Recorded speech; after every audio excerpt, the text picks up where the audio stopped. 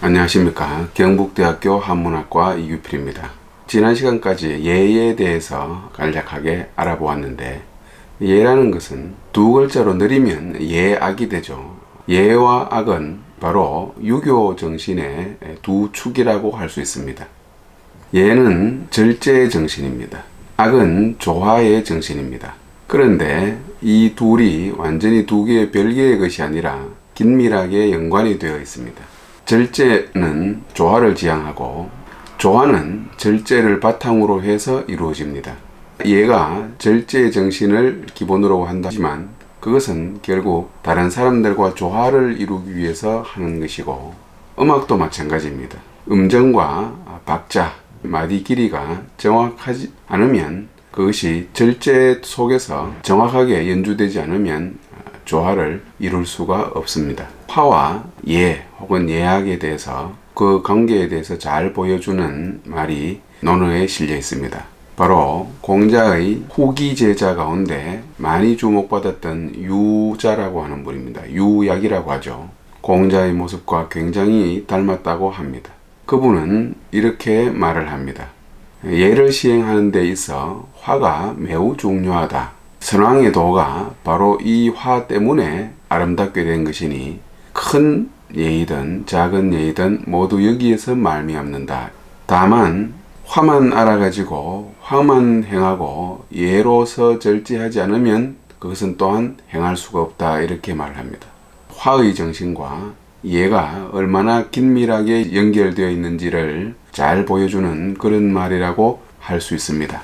이 말은 결국 사실 군자는 화, 조화를 지향하고 소인은 동일함을 지향한다 라는 공자의 말에서 큰 영향을 받은 것이죠. 그래서 공자는 군자는 화이부동하고 소인은 동이불화한다, 이렇게 말을 했는데, 화와 동의 관계에 대해서 논어에는 더 이상은 나오지는 않지만 공자의 이 말 뜻을 잘 이해하기 위해서 공자보다 조금 연배가 높았던 제나라 대학자이자 정치가 안영의 말을 조금 들어볼 필요가 있습니다. 안영은 제나라를 강대하게 만든 역량 있는 정치인이자 법가의 사상을 기조로 한 학자이기도 했습니다. 안영은 화와 동과 화에 대해서 이렇게 말을 합니다. 예컨대 음식을 할 때 소금간에다가 소금간을 더하는 것은 동이다. 그런데 젓갈과 소금, 설탕과 매실, 식초와 또 다른 양념들, 이런 것들을 잘 섞어서 맛의 조화를 이루는 것은 화이다, 이렇게 말을 했습니다. 음악 연주에서도 마찬가지입니다. 같은 음을 동일하게 계속 반복하는 것은 음악이 될 수 없다. 음악은 다른 악기로 다른 음들을 연주해서 조화를 이루는 것이다 라고 말한 적이 있습니다. 이것을 군신관계에 비유해가지고 임금이 무슨 말을 했을 때 신하가 일제히 임금과 같은 목소리를 내는 것은 동이다. 그것은 위험하다, 이렇게 말을 합니다. 임금이 옳다고 해도 반대하는 신하가 있어야 되고, 임금이 싫다고 해도 그것이 정의라면 반드시 실천해야 된다고 주장하는 신하가 있어야 된다고 말합니다. 그것이 화의 정신이라는 거죠. 이런 안영의 말을 들어보면 당시 춘추시대에 유가와 법가는 화와 동에 대해서 매우 유사한 생각을 가졌던 것 같습니다. 공자의 생각도 안영의 생각과는 크게 달랐으리라고 생각되지는 않습니다. 이들과 대척점에 있는 사상가가 있습니다. 바로 묵자입니다. 묵자는 화가 아니라 동을 중시했습니다. 조화가 아니라 동일함을 중시했다는 거죠. 그의 저술 가운데 편명이 상동이라고 하는 것이 있는데, 그것이 바로 동을 숭상한다, 이런 뜻입니다. 동의 힘이 필요할 때가 있습니다.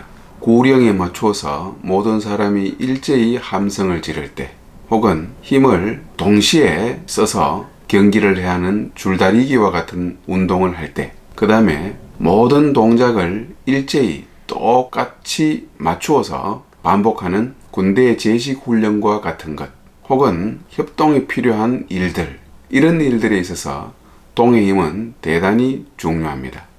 묵자는 다 아시다시피 노동자 계급을 대표하는 그런 사상가로 알려져 있습니다. 이들의 사유를 조금 도식화해서 말씀드려보자면 공자나 안영과 같은 학문을 하고 예를 중시하는 사람들, 대부계급, 지성인 계급, 그들의 사유가 바로 화라는 한 글자에 담겨 있습니다. 반대로 동은 노동자 계급의 사상입니다. 협동, 동일한 힘, 동일한 분배, 노동과 이익의 분배에서 동일한 분배를 중시하는 노동자들의 사상이죠. 그러니까 묵자의 동이라는 것은 계급의 차별 없는 동등함, 이런 것들을 중시하는 것, 일에서 협동을 중시하는 것, 이런 전형적인 오늘날 노동자들의 정당 혹은 노동자들의 철학을 내세우는 사람들의 원류격이라고 할 수 있습니다. 묵자에서 상동, 즉 동사상에 버금가게 아주 중요한 사상이 하나 더 있습니다. 예컨대 묵자 하면 대표적으로 거론되는 사유인데 바로 겸애라고 하는 것이죠. 겸애라고 하는 이 겸 역시 동과 같은 뜻입니다. 겸애를 풀면은 차등 없는 사랑이 됩니다.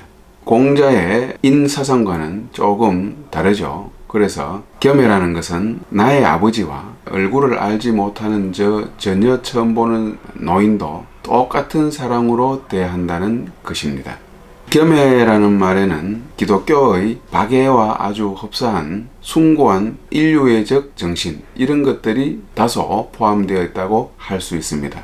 그래서 많은 사람들이 묵자의 겸애를 보고는 감동을 받죠. 양계초도 묵자는 소기독, 작은 예수요, 대마르크스, 큰 마르크스이다, 이렇게 말을 한 적이 있습니다. 상동과 겸애 사상에 크게 감동을 받아가지고 박애주의자요, 평등주의자다, 이렇게 말을 한 것이죠. 그런데 묵자의 겸애와 상동은 좀 조심스럽게 살펴볼 측면도 없지 않습니다.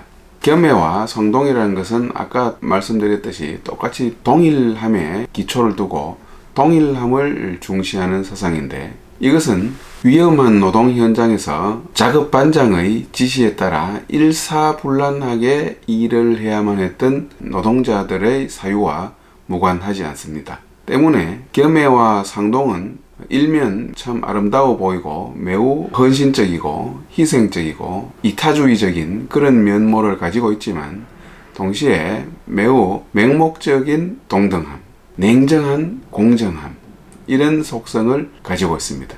이들의 사유는 천자의 말에 무조건 동조해야 좋다는 그런 무서운 일면도 좀 지니고 있습니다.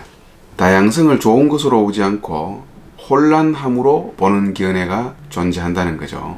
이런 측면에서 양계초의 저 말은 그 의도가 매우 좋았을지 모르고, 양계초의 저 말을 인용하는 사람들도 묵자를 칭송하는 말로 자주 인용하지만 마치 그 말은 예언처럼 된 측면도 있습니다. 절대 평등을 외친 사람, 노동자들의 세상을 외친 사람, 그들이 만든 나라는 많은 경우 끝에 가서는 전제주의 국가로 변질이 됐는데, 여기에는 아까 말씀드렸듯이 당이 가면 나도 간다, 이런 천자의 말에는 무조건 따르고 동조한다는 의식이 저변에 자리 잡고 있기 때문이죠. 그래서 이런 측면을 볼 때 공자가 말했던 군자는 화의부동하고 소인은 동의불화한다 라는 저 말은 어떻게 보면 묵자류의 사상이 가진 동일함을 지향하는 그 맹목성에 대한 일종의 경계도 있지 않나, 이런 생각이 듭니다. 지난 몇 번에 걸쳐서 학, 학문, 예, 예학, 화, 조화, 이런 몇 개의 중요한 키워드를 가지고 논어를 함께 읽어보았습니다. 논어를 읽어보면서 동시대 혹은 그보다 조금 뒤시대의 여러 사상가들과 비교를 해가면서 읽어보았는데요. 누가 더 훌륭한 사상가이고 누가 말이 옳으냐, 이것을 따지는 것은 매우 어리석고 혹은 무의미하다고 생각합니다. 다만 이런 사상가들의 거울에 비추어 볼 때 공자의 인간적인 모습이라든지 사유가 오히려 조금 더 입체적으로 생동감 있게 살아나리라고 기대해서 같이 읽어보았습니다. 많은 사람들은 공자를 고리타분한 예교주의자라고 생각합니다. 그 다음에 논어를 윤리교과서나 수신서처럼 생각합니다. 그렇게 읽는 것도 좋겠지만 그것을 넘어서 조금 더 생동감 있게 읽어보기를 권하며 저는 여기서 인사를 드리겠습니다. 감사합니다.